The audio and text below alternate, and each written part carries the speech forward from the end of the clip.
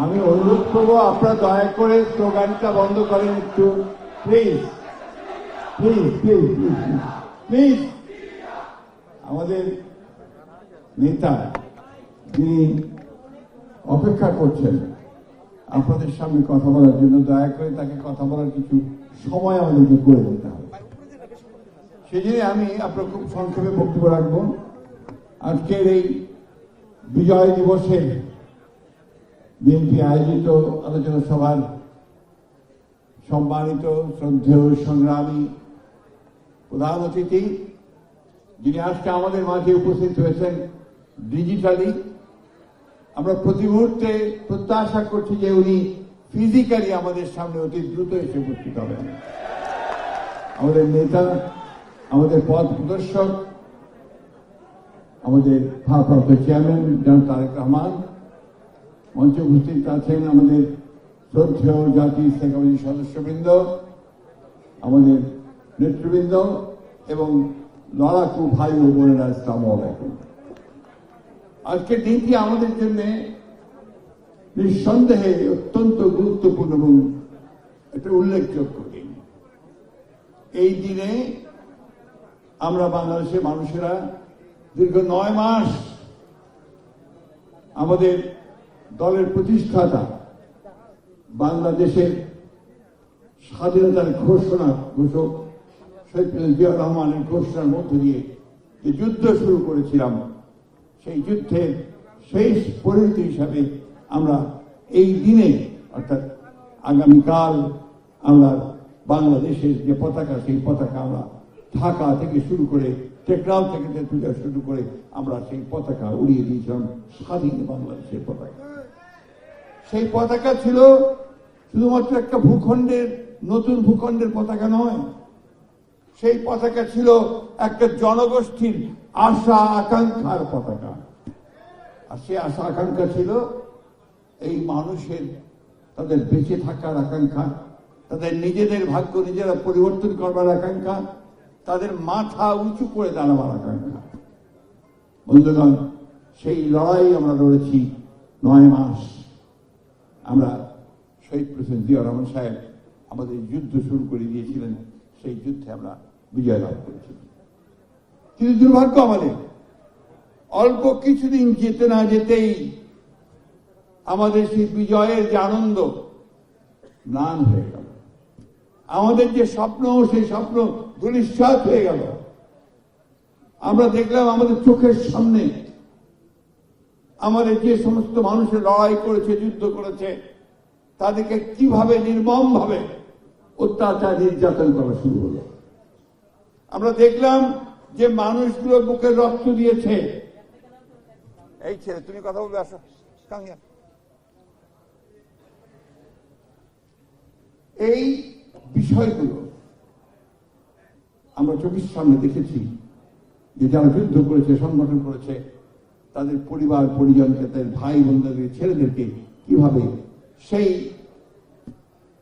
আওয়ামী লীগ যারা সেদিন ক্ষমতায় বসেছিল স্বাধীনতার পরে পরেই, তারা সেদিন কিভাবে তাদের সমস্ত স্বপ্নকে ভেঙে চুরমার করে দিয়েছে। আমাদের চোখের সামনে দেখেছি যে সাধারণ মানুষ সেদিন না খেতে পেয়ে রাস্তায় মেয়েরা মায়েরা তারা এক মুঠো ভাতের জন্য ঘুরে বেরিয়েছে, ভাতের ফ্যানের জন্য ঘুরে বেরিয়েছে। আমার চোখের সামনে দেখেছি আমাদের বোন বাসন্তী তার লজ্জা নিবারণ করবার জন্য এক টুকরো কাপড় খুঁজে পায়নি, মাছ ধরার জাল দিয়ে সে তার লজ্জা নিবারণ করেছে। আজকাল অনেকেই সেই কথা ভুলে গেছে, আর যতদিন আওয়ামী লীগ ছিল তারা সে কথা ভুলেই মনেই করতে চায় নাই। কিন্তু আমরা সেই কথা ভুলি, কারণ ওই যে 1971 সালের স্বাধীনতা যুদ্ধের এই বিজয়ের দিনে আমাদের সেই সমস্তগুলো সেই দিন থেকেই টুকরো টুকরো হয়ে যাওয়া শুরু হয়েছে।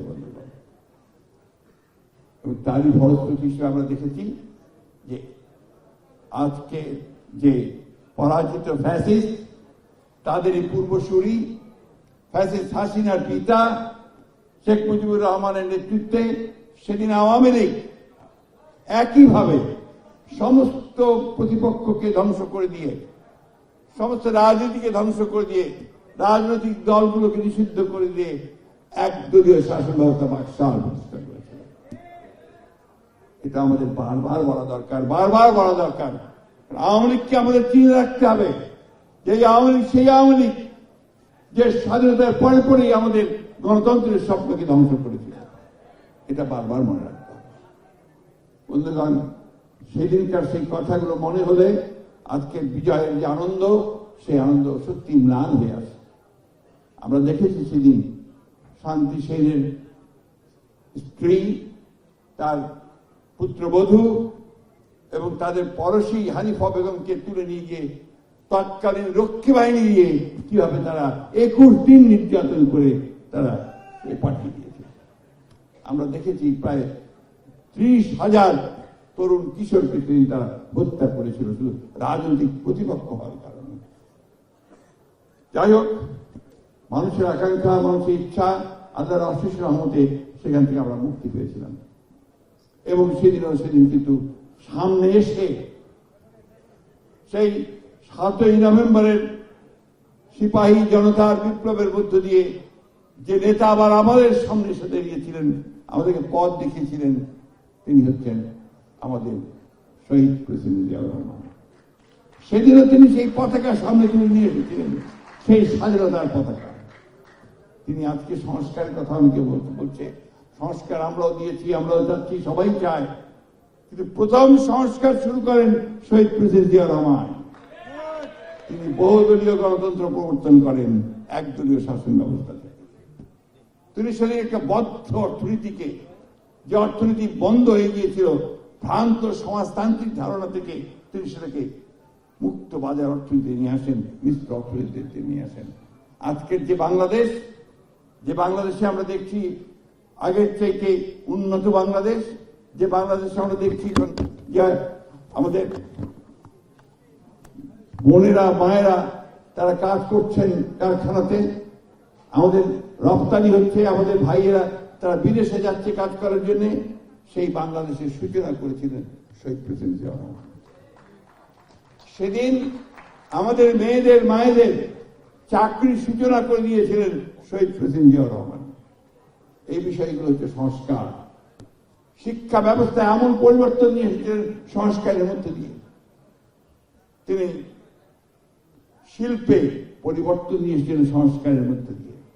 কৃষিতে দ্বিগুণ উৎপাদন করেছিলেন সংস্কারের মধ্যে দিয়ে। আমি অনেক কথাগুলো বলছি যে আজকে অনেকে অনেক কথা বলে, যে কথাগুলো বলবো দয়া করে পেছন দিকে তাকান। এই দেশে নতুন কোনো কিছু, পরিবর্তন কোনো কিছু, সংস্কার করে মানুষের অবস্থার পরিবর্তন যা কিছু করার সবই বিএনপিকে দিয়ে শুরু হয়েছে, শেখ প্রেসিডেন্ট জিয়াউর রহমানকে দিয়ে শুরু হয়েছে। ঠিক একইভাবে আমাদের নেত্রী, যিনি পতাকাটা তুলে ধরেছিলেন সেই শহীদ প্রেসিডেন্ট জিয়াউর রহমানের শাহাদাতের পরে, সেই নেত্রী তিনিও আবার এই দেশে সংসদীয় গণতন্ত্রের সংস্কার নিয়ে এসেছিলেন, গণতন্ত্রের সংস্কার করে নিয়ে এসেছিলেন। তিনি মহিলাদের শিক্ষার ব্যবস্থার সংস্কার করেছিলেন, তারা ক্লাস 12 পর্যন্ত পড়তে পারবে, কোনো বেতন দিতে হবে না। এমনকি মেয়েদেরকে যেন প্রাইমারি স্কুলে পাঠানো হয়, সেই জন্য তাদের জন্য আলাদা ভাতার ব্যবস্থা করেছিলেন। আপনাদের অনেকের মনে থাকার কথা, আমি জানি না মনে আছে কিনা, ফুড ফর এডুকেশন, শিক্ষার বিনিময়ে খাদ্য কর্মসূচি চালু করেছিলেন আমাদের শহীদ বেগম খালেদা জিয়া। আজকে এই জিনিসগুলো আমাদেরকে কিন্তু বারবার মনে করতে হয়, মনে করিয়ে দিতে হবে। আমাদের কষ্ট হয় যখন কিছুক্ষণ আগে খান ভাই যেটা বললেন যে পদগুণে, কি যেন খান ভাই, পদগুণে বুদ্ধিমান আর পতাকা গুণে শক্তিবান, তারা যখন আমাদেরকে আপনার এই সংস্কার বিষয়ে শিক্ষা দিতে আসে। 2016 সালে দেশনেত্রী বেগম খালেদা জিয়া, তিনি 16 সম্ভবত 17 সালে তিনি প্রথম ভিশন 2030 করে সংস্কার নিয়ে এসেছিলেন। ভিশন 2030 নতুন চিন্তা ভাবনাগুলো তখন তিনি নিয়ে এসেছিলেন। রেইনবো নেশন, দ্বিকক্ষ বিশিষ্ট, দুঃখিত, দ্বিকক্ষ বিশিষ্ট পার্লামেন্ট তখনই তিনি সামনের দিকে কথা প্রস্তাব নিয়ে এসেছিলেন সামনে। এই বিষয়গুলো আমাদেরকে মনে করতে হবে।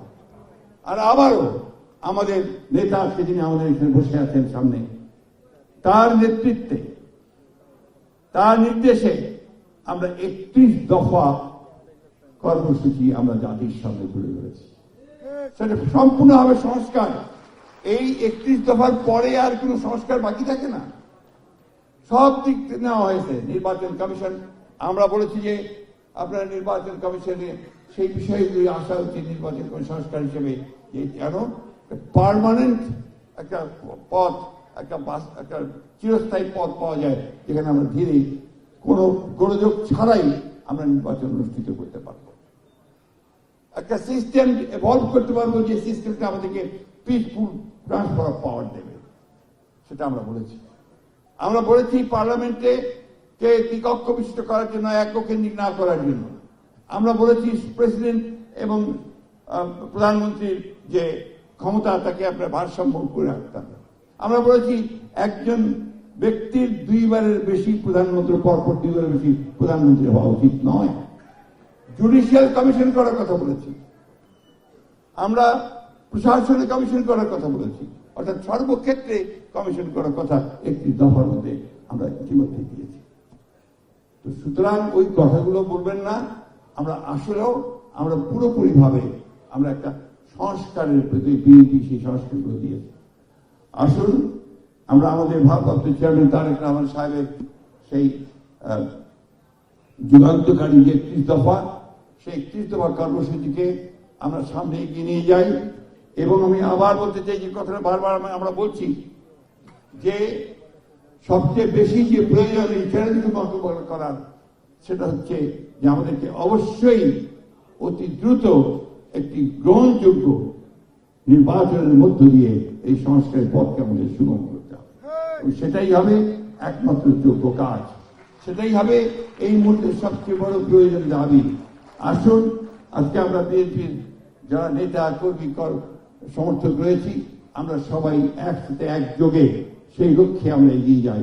এবং একটি কথা মনে রাখতে হবে সকলকে, যে কথাটা আমাদের ভারপ্রাপ্ত চেয়ারম্যান বারবার বলছেন, যে আপনাদের আচার আচরণ ব্যবহারের উপরে নির্ভর করবে যে সামনের দিনে জনগণের ভালোবাসা আপনারা পাবেন কি পাবেন না, আমরা পাবো কি পাবো না।